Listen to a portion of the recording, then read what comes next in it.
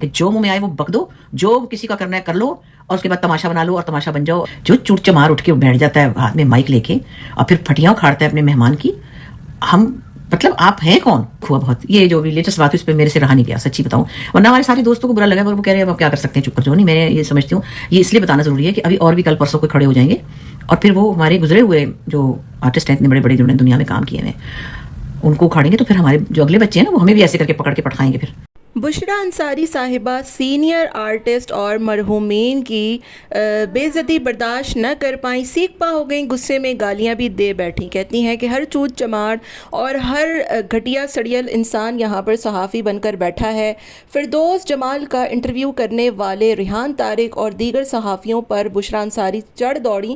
ابھی کچھ دنوں پہلے ایک سو کالڈ اینکر نے فردوس جمال صاحب کا انٹرویو کیا تھا, جہاں پر ان سے انتہائی عجیب و غریب سے سوالات پوچھے گئے, جس میں فردوس جمال اپنے غصے پر قابو نہ رکھ پائے اور مرحومین اور جتنے بھی اداکار اس دنیا میں نہیں رہے, طلعت حسین, عابد علی, بڑے بڑے مرحومین اور بڑے بڑے سینئر اداکار پر انہوں نے تبصرے کیے اور کہا کہ انہیں تو اداکاری ہی نہیں آتی ہے. بہت سے لوگوں پر اس میں کرٹیسائز کیا گیا, بہت سے لوگوں کے بارے میں کہا گیا, حالانکہ وہ پاکستان کا ایک بہت مشہور ستارہ ہے, نام ہے.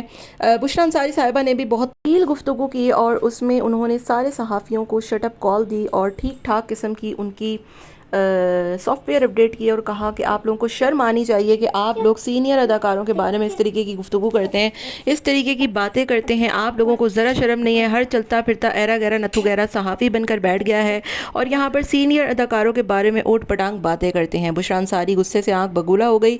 بشریٰ انصاری صاحبہ نے سارے لوگوں کو سنا ڈالی اور ساتھ میں فردوس جمال صاحب کو بھی کہا کہ آپ بھی تھوڑے ہوش کے ناخن لیں.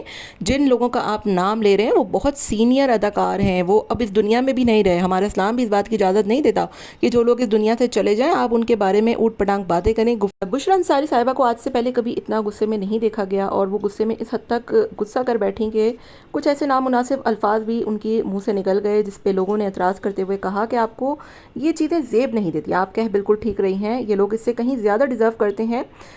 شو میں بیٹھ کر کچھ بھی پوڈ کاسٹ کر دیتے ہیں, کسی کے بارے میں بھی اٹھا کر بکواس کر دیتے ہیں اور پھر اس کو کٹ بھی کرنا گوارا نہیں کرتے تاکہ کنٹروورسی بنے اور اس پر ویوز آئیں.